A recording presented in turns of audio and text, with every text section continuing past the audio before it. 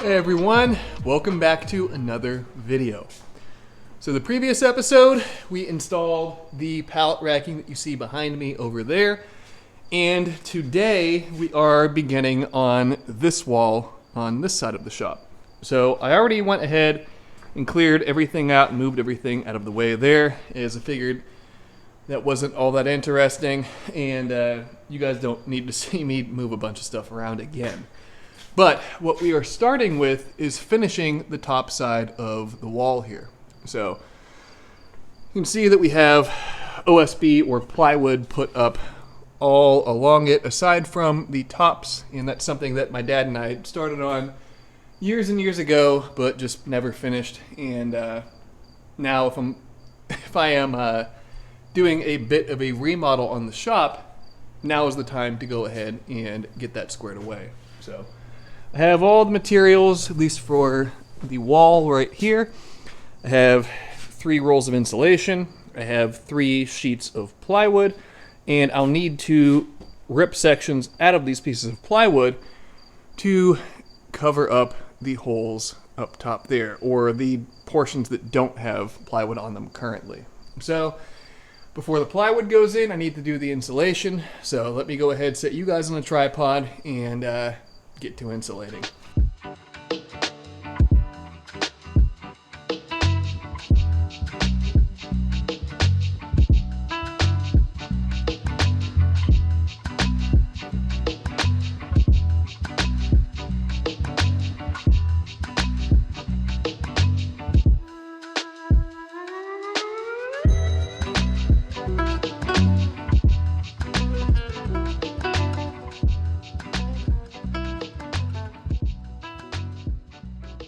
Now I have insulation on every one of those expanses aside from that one over there, which you can see that not the easiest thing in the world to get the ladder in there at this point in time.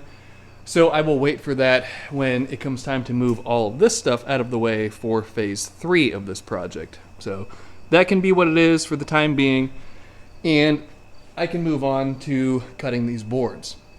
So I measured, and I think I'm right about 20 inches wide, and these should be right about 8 feet long. You can see these full sections of plywood, they fall pretty much right in the center of those studs. This one here is a little bit shorter, but that's not a big deal. I can still rip 20-inch wide sections off of these boards and trim this one here to suit. So let me get geared up, or get tools together, I should say, and then we can start making these cuts. So what I have set up in front of me here is a rudimentary track saw. So this doesn't look at all like what a track saw looks like if you would look one up, but generally the purpose of this is I'm using the 2x4 as a guide, and I dimensioned everything appropriately, even factoring in the offset of the saw blade to the side of the saw frame.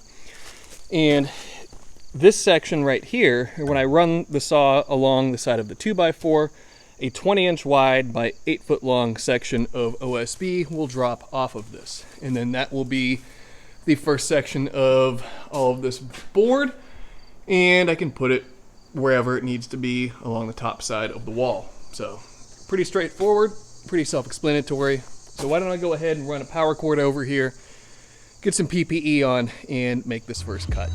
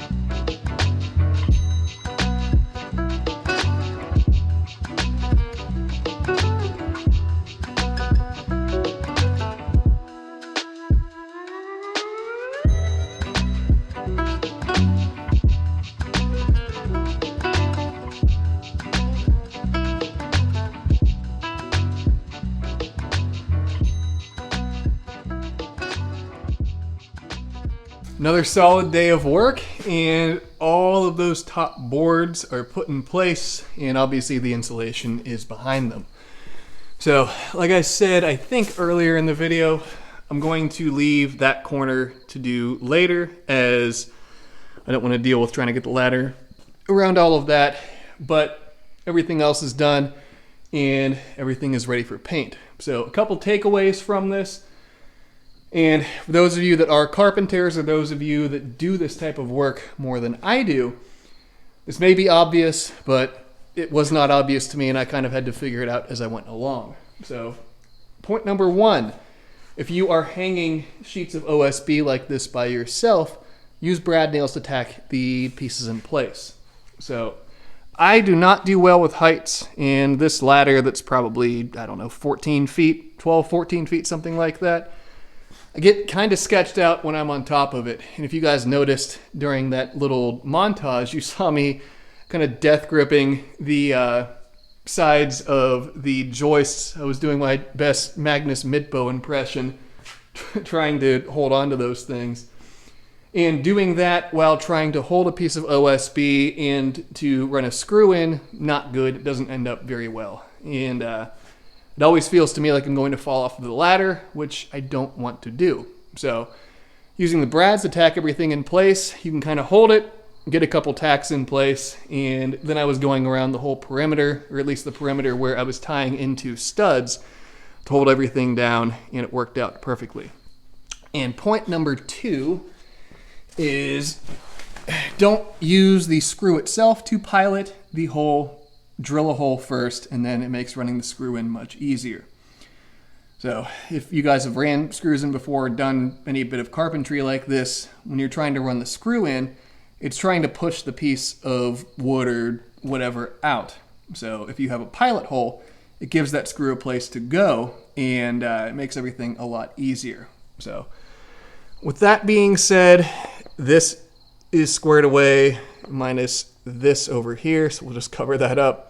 But everything else is squared away, and we're ready for paint now. So that'll be tomorrow's chore, getting a few things masked up or masked off, pulling the Mark IV outside so I don't get overspray all over it, getting the welding area masked up, and then it's spray time. It's now paint day 2.0, and this morning I went and got some 2x3s, and I trimmed along the top of the wall just to make up the difference with that gap there, and use some brad nails again.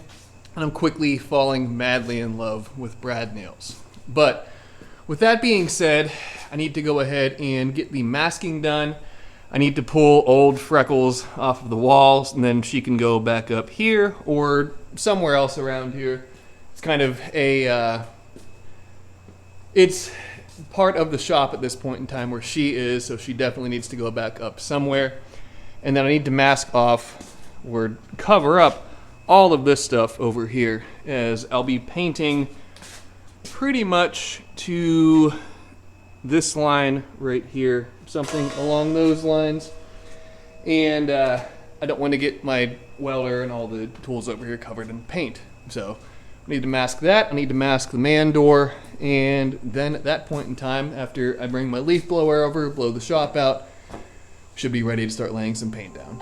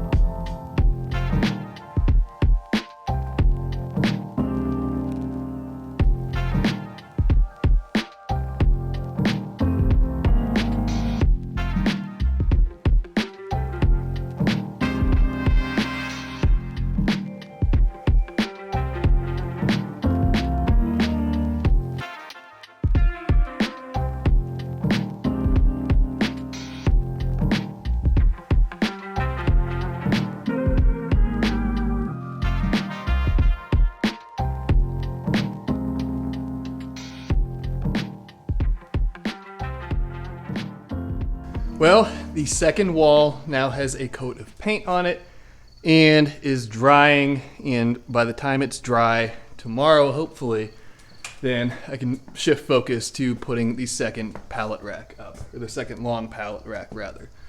So the paint, again, certainly isn't perfect, but I'm also certainly not a painter, so it is what it is, and it's what any coat of paint is better than just raw plywood walls. So pretty excited about this, and pretty excited that the painting is done for right now, as it just makes an absolute mess. But it is what it is. It comes to the territory, and it's part of the game.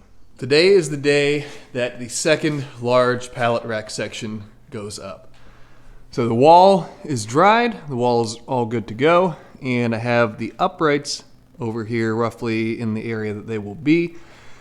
And all I have to do is get these cross beams put to them, get everything put up, and then in a little bit my friends Sean and Brittany will come out here and we can get the floor drilled, get the anchors put in and everything else. But in the meantime, I can at least get everything put up, and I played around with this a little bit yesterday, or in the past couple of days rather, and I figured out that these uprights will fit between the wall and the garage door track. So why that is at all relevant is that allows me to bring the rack farther down this direction towards this wall in this corner to free up additional space in this corner for the next phase of this project. So we'll talk about that in a little bit, but for the time being, let me go ahead and start getting this racking put up.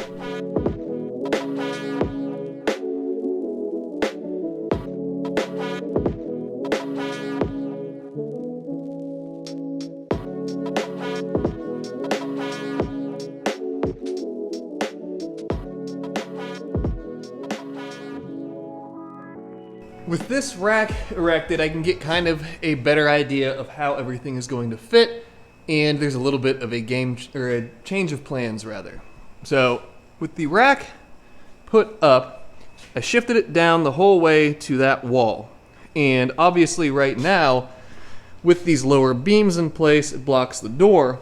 But if I remove these beams, once I get everything, all the concrete anchors put into the floor, then I can actually have this as a pass-through to come through the door, and all would be well that way. So I can have my fuel drum over in the corner here where it was, and everything will be good there.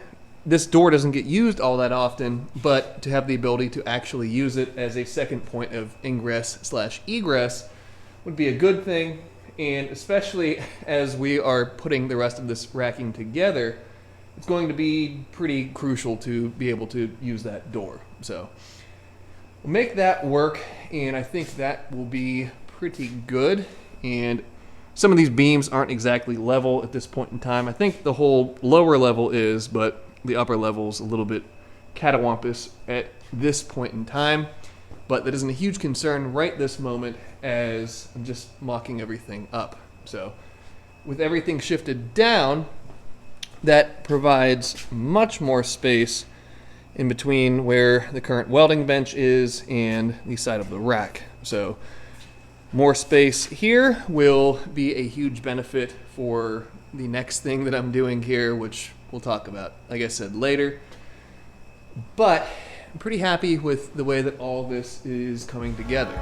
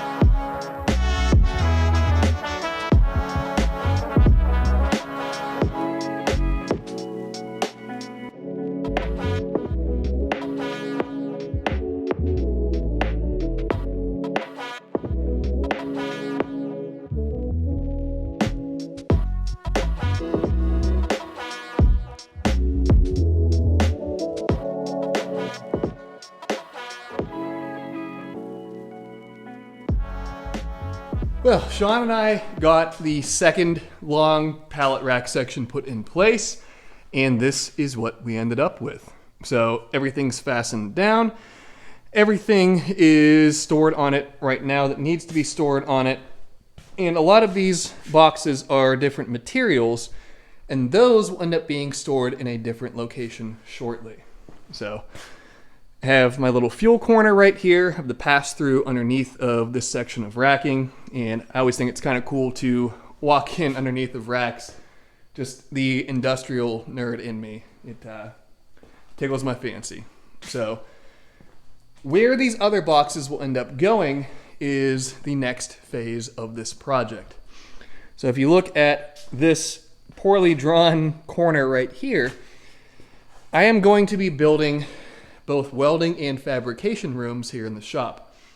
So with going through all the effort to organize and clean, I don't want to go back to having this place be a disaster zone again and have all kinds of sanding and grinding debris and dust and everything else strewn throughout the rest of the shop. The idea behind this is to finally do something to keep the clutter and to keep the dirtiness down in the rest of the shop, and that to me seems like the best way to do so. So from this corner right here over to the wall will be the long section of the wall, and then this side right here over to the wall will be the short side. There will be a door somewhere leading into this larger fabrication room. From the fabrication room to the welding room there will be another door, and then from the welding room out into the shop there will be a door somewhere in this area. So obviously now all of this stuff needs to move elsewhere, somewhere out of the way. And I need to go back to Home Depot, my home away from home, to get a bunch of lumber and start doing some framing and getting all of this squared away. Well, we are back at it and ready to knock out this final corner of shop painting and OSB hanging and insulating and all of that. And I went ahead this morning and got everything cleared out of the fab corner, just moved over there. So that way I can get, like I said, the painting knocked out, get everything else squared away, and get ready to start building new rooms. So with the bay door open, you guys will see another new addition up here in the woods, and that is a whole lot of asphalt. So over the past couple of days, we had a local asphalt crew come out. If you guys are local to this area, it is Triple H Enterprises, and they did a bang up job getting all of this paved, and no more rocks, no more difficulties in the winter getting up here. Everything is all good, and I am so excited about this. So it was a long time waiting, and not too long in the making, but they did a killer job. And you guys can't see the entire driveway, but it is very nice, and I'm very excited about it. But the driveway is not why we're here. We're here to hang some more OSB and get some more things knocked out. So I need to put these couple strips of insulation up there, and then I also need to figure out, let's take a trip up the ladder, but I need to figure out where I need to cut a hole for this exhaust for the heater. So I can't make this sheet just one piece, otherwise it wouldn't be able to fit around unless I disassembled the heater, which I don't feel like doing. So I'm going to figure out roughly where this hole is, figure out the size of this piece of tube, and I can use a hill saw, punch a hole into the piece of OSB, and from there I can section the piece in half, get two pieces to slide up in place, and then all will be well.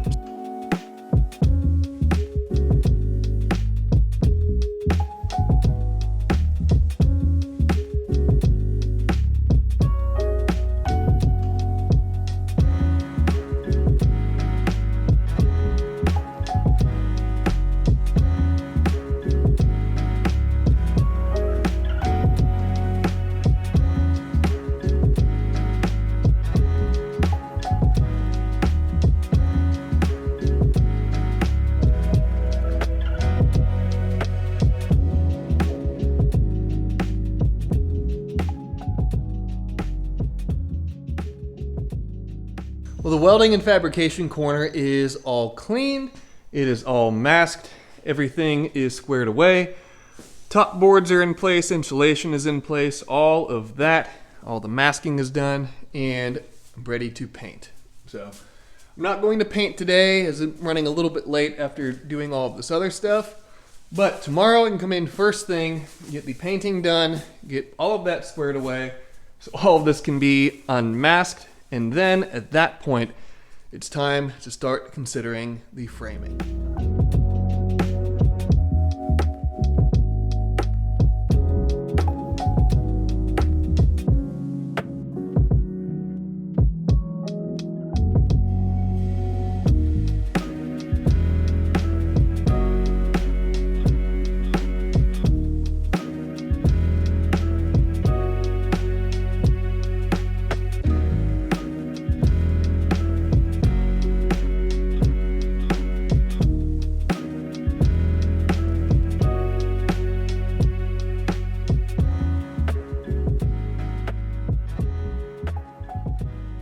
Well, the corner is now painted and had a little bit of an accident. Got some paint on my pants and some on my clown shoes, but it is what it is. It's just part of it. And I guess if you aren't wearing your paint, are you really even painting? But all of this is painted, and granted, a fair amount of this will be covered up by the new structure, but I still wanted to paint the wall fully so that way I didn't have to deal with doing any kind of weird blending or masking on the top of the new rooms. At this point, I can just fasten the framework to the walls and move on about my day. So this all needs to dry, and I need to go get a bunch of lumber to put these new rooms together. But with all of the painting work done at this point in time, it's now time to do the framing. So that will be for the next video. And as you can see, I already have a pretty good collection of lumber here, and then even more of it over on this side. So I have just about everything that I need, aside from one final Home Depot trip that I'm about to go on right now to get all of this knocked out. So if we follow, if you guys can see, this line on the floor right here, this is 12 feet off of that wall. And if we follow it down here to the corner of the room, we are 23 feet away from that wall overall, and this will be comprised of 2 rooms divided by this line right here. So this 8-foot by 12-foot room is the new welding room, and the bare curtain is down at least for right now. Probably end up putting it back up just for old time's sake. And then this other room over here is the fabrication room. So pretty decently sized, and if I stand in the corner right there and more or less that 2x4 on the ground, the corner of it would be the corner of the fab room. You can see this is a pretty decent sized room and should have more than enough room for all of the tools that I have currently, and still leave some room to expand in the future. The welding room is decent sized as well. Plenty of room for the bench, the welder, maybe a shelf for, I don't know, extras or stuff like that. And there should be plenty of room for everything in here, and I can't wait to get started on this. So I have my window, have pretty much everything else. Been going on a tool buying spree. Bought myself a tool belt, so pretty much a construction professional now. Have a nail gun, have fasteners, have joist hangers, have all kinds of different stuff, and I'm ready to get going on this. So with all of that being said, you guys will see that in the next video, and I'm going to get going on that in just a little bit here now. So with that being said, let's go ahead and wrap this one up. So thank you guys, as always, for coming along on all these different journeys with me. Hopefully you guys are enjoying something a little bit different than the normal welding and fabrication content. I don't do a whole lot of woodworking and a whole lot of carpentry, but this is kind of a jumping into the deep end type project, and I'm really looking forward to getting it knocked out. So from the bottom of my heart, I thank you guys very much for your time, for coming along on all of these different adventures with me, and this is the beginning of a new era. More to come on all of this, and we'll see more of it in the next episode. But until then, that'll be the end of this one. So as always, be sure to subscribe, leave a like, leave a comment, check out the website for manifolds, for merch, for all things good that way, and I will see you all in the next episode.